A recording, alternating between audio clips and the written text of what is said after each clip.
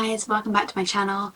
Today I'm going to be filming my favourite fantasy books. So recently filmed my favourite romance books where I just took you through my favourite romances of all time. Today I'm taking you through one of my favourite genres. Rom-coms and romances are also my favourite genre, don't get me wrong, I love them so much. But there's something about fantasies, it just brings joy to me. I love reading a rom-com between fantasies. I think that's what I find them great for nowadays. Sometimes a romance or a rom-com will take me by storm and I'll be so surprised. Most of the time my 5 stars come from fantasies, and so I'm really excited. All of these fantasies, either one book or multiple books in the series, have 5 stars, except one, which is a 4.5, but I've included it anyway. They got into the fantasy genre, I think, maybe it was either a year or 2 years ago, because it was in the autumn. No, it's definitely 2 years ago. I feel like I've collected quite a few fantasies, but I have still not read a lot of them. So if your favourite fantasy is not on here, it doesn't mean I didn't like it. It just means it was either below a 4.5 or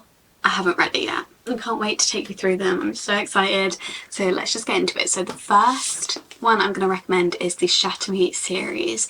Now the Shatter Me series is by Tahira Mafi. I think that's how you say her name. I think Ignite Me was my only 5 star of this series. So it's not my absolute favourite fantasy series of all time, but I just had the most fun reading it. And if you want just such a fun fantasy series to read, I think that this would really be good for you on a quick fantasy series to read. These books, I think they have 6 main books, maybe 5, and then they have novellas in between, and I read them all. I don't think I really read any books in between. I read them all, and I don't think it took me more than a month and a half maybe, which is crazy. So if you want a quick fun fantasy to read, then this series I would definitely recommend for you.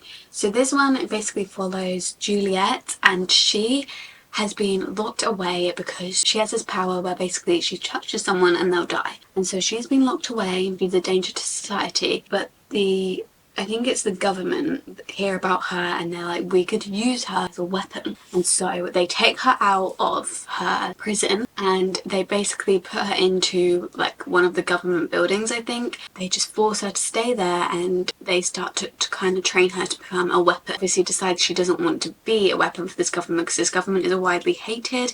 They are not a very nice government, and she tries to fight back, and that's basically what the series is her fighting back against the government. And I really enjoyed it. There's a very strong plot of romance in it. It's definitely a romance fantasy. All of these are really romantasy, but they have different levels. But this one's definitely a romantasy. The main thing in this is the romance. You've probably all heard about the romance by now. I think it's one of the most famous romances on TikTok. It's not my favourite in the world, but if you want a quick fun one, then I think it's really good. And Ignite Me is one of my favourite books because I just think it was so good, because I think it was one of my first proper romances that I read. Next we have Divine Arrivals. So this one is a duology. So we have Reef the Spouse as well.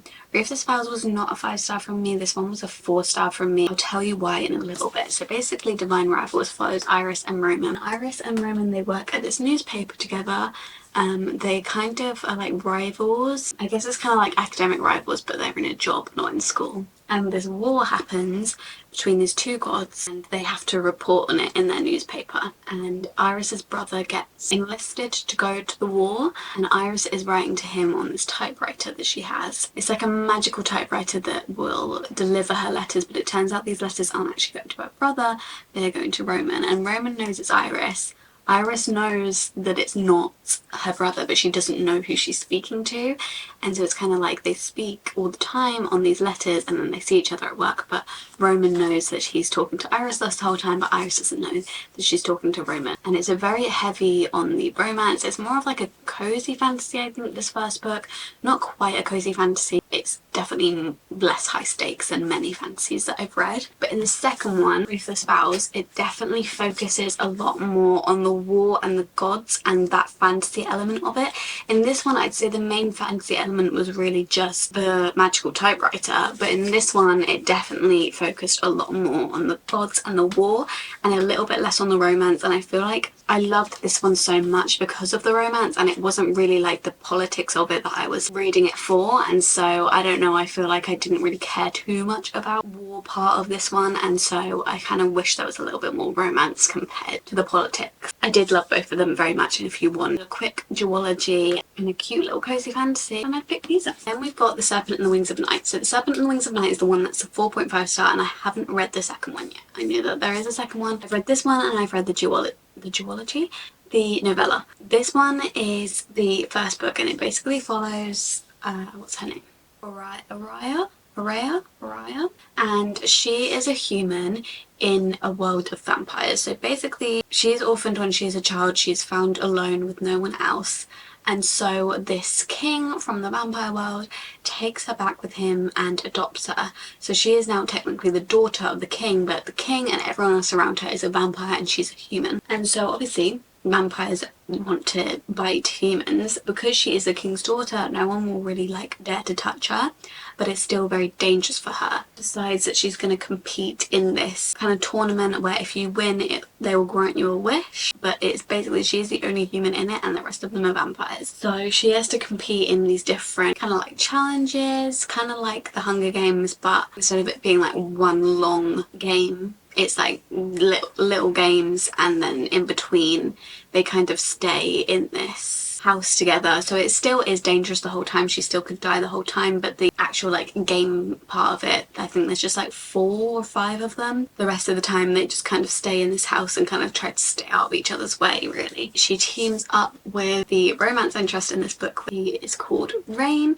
Kind of have to form this unlikely bond together. He is a vampire, but she needs his help, and he offers for her to join his team. So they're teamed up together and they kind of have to watch out for each other, and that's where the romance begins, and that's kind of what this book is about. The novella is one of the best novellas I've ever read because I never really vibed that well with novellas. I just don't really care for them that much, but I really enjoyed that one. It had a full fleshed out romance in it. I thought that it was really good. That one basically follows, I think her name is Liliana. She wants to save her town and they've been infected by this disease and she wants to find a cure for it, and so she goes to this vampire and she basically takes vampire blood because she thinks there could be a cure for it. So she meets with him every month. He gives her some of his blood so that she can kind of experiment with a cure, and that is obviously the love interest as well. And so I thought that the novella was really good and I'm really excited to read the second book. This book wasn't quite a 5-star. I don't know why, I just didn't get the 5-star feeling, but I did really enjoy it. I think it just went a little bit slowly in some parts, but yeah, I really enjoyed it. And it's also such a pretty book. If I show you the inside image on the front, and then on the back it's got a little quote which says, "Never trust, never yield, always guard your heart." This is just the normal edition of this book. It's not special edition or anything. Yeah, and the second one is really pretty on the inside as well, so I can't wait to get that one and read that one.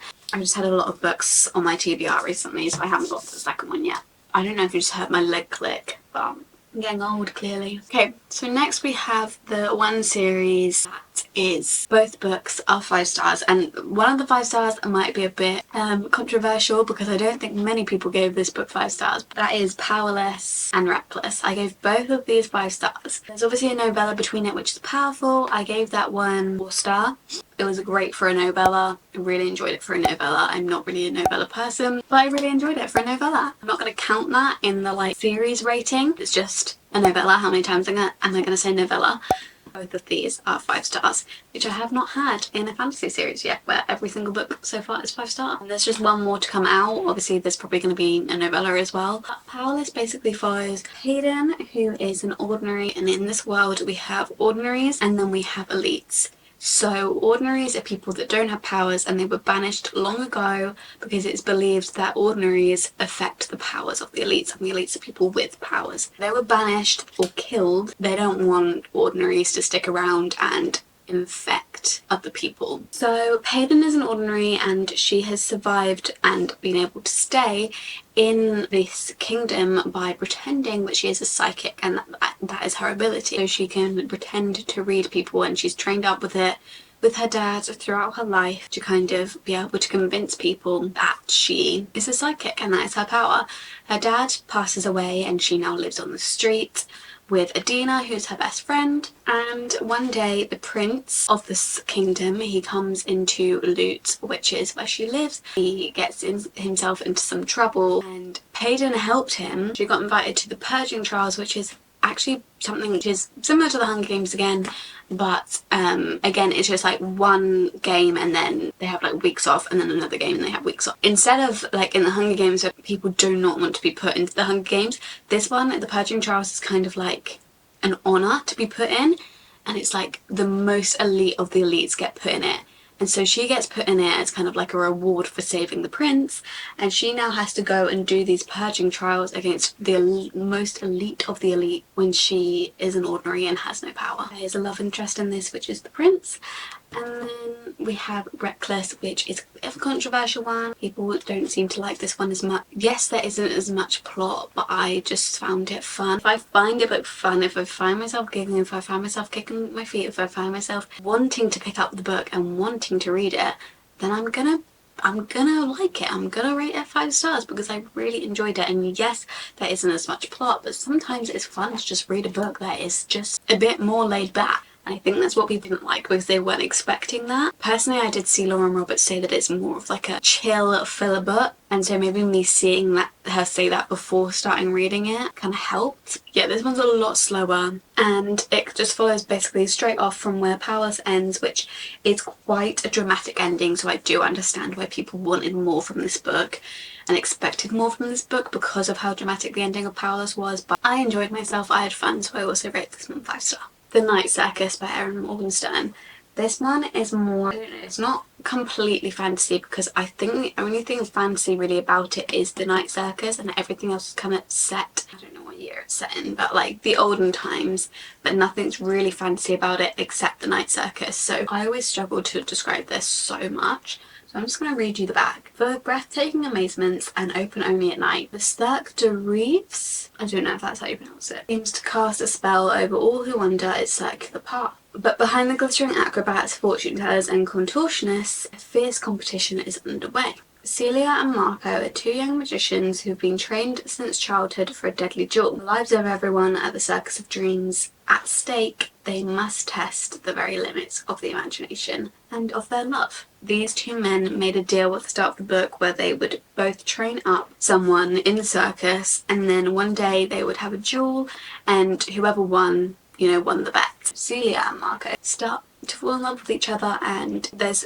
definitely more to the plot than that. I will leave it there, and I think it's just best to go in blind and like see the plot yourself, because there's definitely more to the plot than that. I feel like that's just like the start and the end of the book. But I just really enjoyed it. I thought it was very whimsical. I just found myself very transported when I was reading this, like into the world, and so I really enjoyed it. And I think if you're going to read this book, read it in autumn. Dance of Thieves. The second one is called Battle of Thieves. So we have Dance of Thieves Duology by Mary E. Pearson, and this one I have not actually read yet. I've not read Battle of Thieves yet, but I rated this one 5 star. I just really enjoyed the kind of fantasy that this was. I think for the first 50 pages I was like, oh my god, how am I ever going to understand what's going on, because there was so many different names and I was just so confused. But if you just keep going, you'll be fine. That's kind of what I've learned with fantasies. If you just keep going even when you're confused, eventually you'll figure out what's going on. This one basically follows Cassie, and Cassie is to be a thief, but one day she gets caught by the Queen and she's made to be on the Queen's Guard instead. So she's on the Queen's Guard, and her job is to go to this outlaw family's kingdom land and basically patrol them, act like they're there to patrol them, but really she's looking for someone or something, and you don't really find out what it is until a little bit into the book, so I'm not gonna say. But yeah, she's just sent there to look for something, and she has to pretend that basically she's just monitoring this family. But something goes quite wrong while she's there, and she ends up basically being stranded with the son from this family, who is called Jace. They are literally chained together, are stranded in the wild, and they kind of have to get back. A lot more happens in that, but again, I just think it's better to go in blind. I don't think the back of it says much more than that, so I'm not going to say too much more, but I really enjoyed this book, and I just enjoyed the way that it was a little bit more of a complicated fantasy, but it still wasn't too complicated. I just think their romance was one of the best romances I've ever read in a fantasy. The Once Upon a Broken Heart series by Stephanie Garber. 3 books in this series. I believe I gave these 2 4 stars. Maybe I gave this one 4.5. I know that's controversial. People don't really seem to like this one. My favourite one, 5 star, was The Ballad of Never After. So this series basically follows Evangeline and Jax. And Jax is the Prince of Hearts, and he can grant wishes. The fates in this world, which is what he is, they are known to be quite untrustworthy, and you should not turn to them for wishes because you have to be very careful what you wish for, and they will twist what you wish for to kind of suit them. And so Evangeline has this problem at the start because her sister is getting married to her ex-boyfriend, and she's still in love with her ex-boyfriend, and she does not want the wedding to go ahead. She goes to the Prince of Hearts and she's like, please stop this wedding, and in exchange he says, okay, but you are indebted to me, you owe me 3 kisses. Not to him, but he has to decide 3 people that she has to kiss. I don't really understand like where that logic came from, but I don't think anyone understands the fate's logic. So she is then indebted to him, and he doesn't actually do what she asked in the way that she expected either, because he is a fate, and then she is indebted to him, and that's basically where the series starts off. The second one was my favourite. I just think the romance was the best in this one, and I just think they're just such beautiful whimsical books. Like, you see on the cover how beautiful they are. This one's a blue one, but you see on the cover how beautiful and magical and fairy tale they look. That is how they read as well. I just really enjoyed it. I've never read a fantasy like quite like fairy tale like this. This one many people don't like, and I understand that because it's a little bit, it takes a little bit to get into, and it's also got a perspective from someone who is a very annoying character that you don't want to see the perspective of. But if you can look past that, I really enjoyed. Then we've got the Caraval series. Now this one is a bit of a weird one because I gave Caraval 5 stars, and then I think I gave these 2 3 stars. So I didn't really enjoy these 2 as much. Caraval was a 5 star for me. I don't really know what happened to the other 2. I don't know if I'd recommend the other 2 because you're supposed to read these before you go into Once Upon a Broken Heart. And it was fun to read these before going into Once Upon a Broken Heart because there's a few like cameos in Once Upon a Broken Heart, and it's like in the same world and you understand a little bit more. So I would maybe recommend reading them before, but I don't know if I'd like say I recommend these 2. But I really did love Caraval, so it's really sad for me that I didn't love the other 2 because this one was a 5 star for me and I really enjoyed it. So this one basically follows Caraval, which is like this circus game that goes on every year, and if you participate in it then you have to go through this game. It lasts days, and it's basically just this very disorientating game. You don't know what's real and what's fake. It's very easy to get wrapped up in. It's just like you're in this world and you're trying to find clues to get to the end, and then if you get to the end then you get granted a wish. Oh my god, that scared me. Scarlett is the older sister, and she decides that her and Donatella are going to enter Caraval. Donatella goes missing. Scarlett soon realises that in order to get Donatella back, she needs to win the game, and so she really is trying to win the game, and she falls in love with this man at the same time, but she's like, I don't know what's true and what's fake because it's this whole game, and I just really enjoyed it.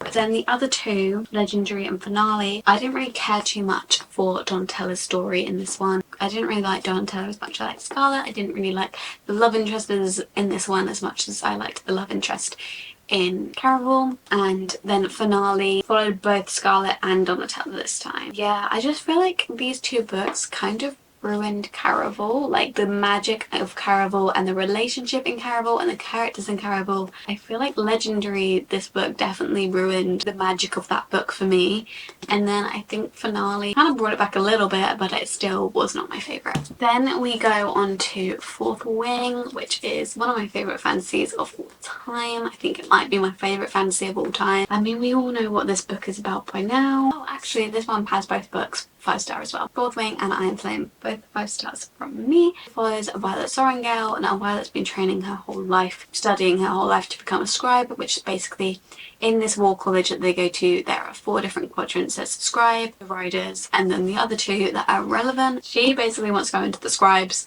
because that's what her dad did, and basically the scribes just report on war, and they like write up the stuff that's happening in the war. So they're like the know-alls of the college. Been training a whole lot to do that, so she's obviously not very strong, and that she also has some sort of problem where her bones are very breakable, which Rebecca Yarros actually has the same, and I believe her sons have the same. So it's really cool that she included that in a fantasy character. I love to see those kind of things in a fantasy character where it kind of, it's a weakness, but they don't let it stop them. Dad passes away and her mother's decided that she is going to actually go into the Rider's Quadrant, and so she has to go into the Rider's Quadrant being very undertrained, not prepared at all.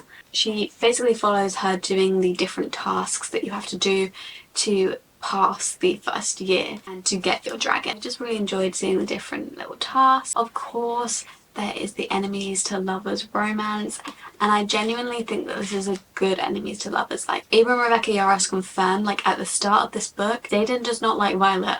Violet does not like Xaden. This is not one where it's been like, oh, he's been in love with you all along. There was definitely attraction, probably, from the start, but Rebecca Yarros confirmed that there was not love at first sight, there was not love all along. Enjoy that, actually, because I feel like in a lot of enemies to lovers, it's like, oh, they were actually in love all along. And it's like, well, it's not enemies to lovers then. Iron Flame. People don't like that one as much because they think it was too long. I could not get enough. I don't care how long it is. Then we've got the last two I'm going to talk about, obviously Sarah J Maas. I haven't read Crescent City, so I'll not update you on that one yet, but I read ACOTAR, and ACOTAR is another one of my favourite fantasy series of all time. My specific favourite is A Court of Wings and Ruin. I've given A Court of Mist and Fury and A Court of Wings and Ruin 5 stars, but A Court of Mist and Fury was only a 5-star after my reread of it. A Court of Wings and Ruin was a 5-star from first read. This series follows Feyre, who is a human, and she gets taken to the Feylands because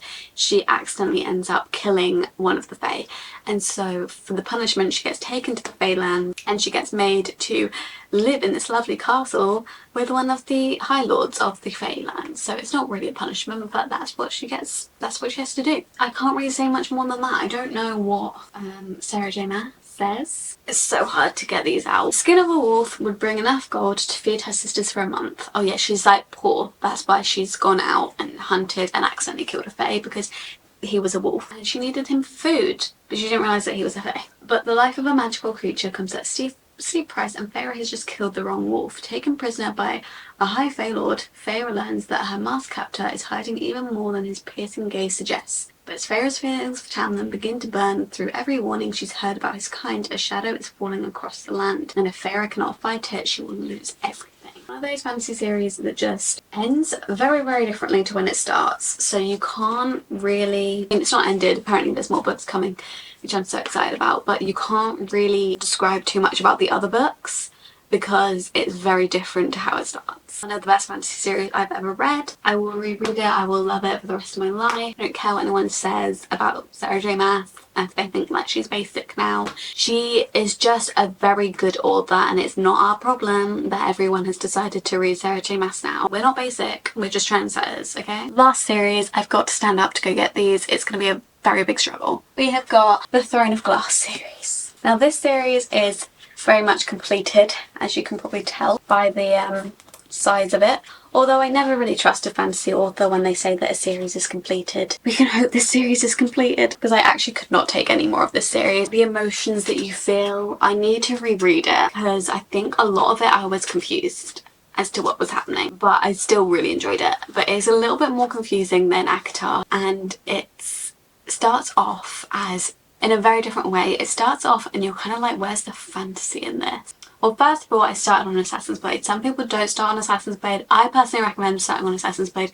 Please don't attack me if you have another opinion. Okay, I just personally recommend it. And basically you just, if you start on Assassin's Blade, you just get slapped around the face straight away from Sarah. She does not hold back. That is still, to this day, I'm not actually going to say. If you've read it, you know what I was about to say, really. She was so rude for that book. She was honestly so rude for that book. Yeah, and then you kind of go into Throne of Glass and it's a little bit more laid back, and you're like, where's this going, Sarah? Because I know you're not writing a book that is this laid back. I know that's not what's happening here. I know that this is not just like, oh, she's an assassin, she's in a bit of a love triangle, like, ooh la la la la, and then she whacks you around the head. Assassin's Blade, Throne of Glass, Crown of Midnight, you know.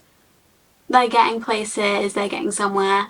And then from Era File onwards, she's just like whacks you around the face with this fantasy plot. And it's amazing. And it's another one where it just ends completely differently to where it started. Like nothing's the same. And you just go on a whole journey, and I've never experienced anything quite like it, and I need to reread it because I think I'll understand it better this time.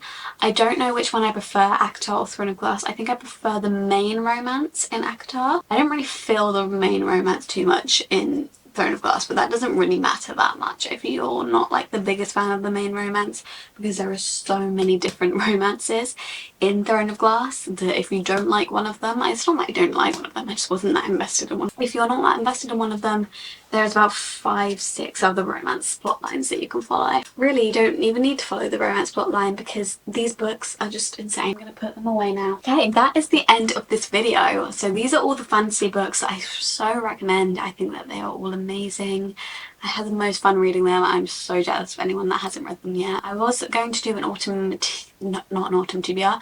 I've done an autumn TBR. I was going to do an autumn recommendations video, but I thought that this video kind of covers that. I feel like a lot of fantasies are very much autumn books. Yeah, I was going to film an autumn recommendation video, but then I thought there are so many going up. I will just put up my fantasy recommendation video. Most of the books I would have recommended for autumn anyway. For winter, I will try and get around to doing a winter recommendation video instead, just because I have so many videos filmed to go up. I've had like so many ideas recently. I don't really have time to film and upload an autumn recommendation video because by the time it would be up, it would be like mid-October anyway, and I'm like, is everyone over watching those videos by then? But yeah, take these as my autumn recommendations. Like literally every single one of these would be best to be read in autumn, I think. Maybe like Once Upon a Broken Heart could be more of like a summer one if you wanted a summer one. Thank you so much for watching this video. If you did enjoy it, please give it a thumbs up. Please subscribe down below. Please comment any of your favourite fantasy recommendations that I have not mentioned, because maybe I haven't read them and maybe I will push them up on my TBR. Follow my social medias on TikTok and Instagram, because those are the places, mostly Instagram is the place where I will go to ask questions for YouTube videos or like do polls for YouTube videos. And so if you want to get involved in that sort of thing, then my Instagram is definitely the place to do it. I will see you in my next video very, very soon. Bye.